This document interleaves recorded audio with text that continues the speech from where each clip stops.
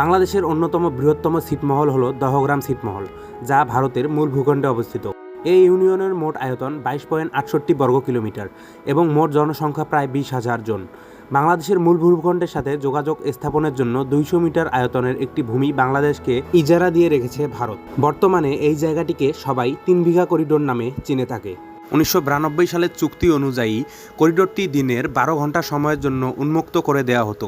এতে দহগ্রাম আঙ্গরপোতাবাসীদের কঠিন সমস্যার সম্মুখীন হতে হতো, কারণ সেখানে কোনো হাসপাতাল ও শিক্ষা প্রতিষ্ঠান ছিল না। 2011 সালের 6 সেপ্টেম্বর ঢাকায় বাংলাদেশের প্রধানমন্ত্রী ও ভারতের প্রধানমন্ত্রীর মধ্যে একটি চুক্তি অনুযায়ী বর্তমান করিডোরটি 24 ঘন্টা উন্মুক্ত করে দেওয়া হয়েছে। এই মুহূর্তে যে রাস্তায় আমি রাইড করতেছি, এই রাস্তাটুকুই ব্যবহার করে আমরা বাংলাদেশের মূল ভূখণ্ড থেকে আরেকটা ভূখণ্ডে যেতে পারি।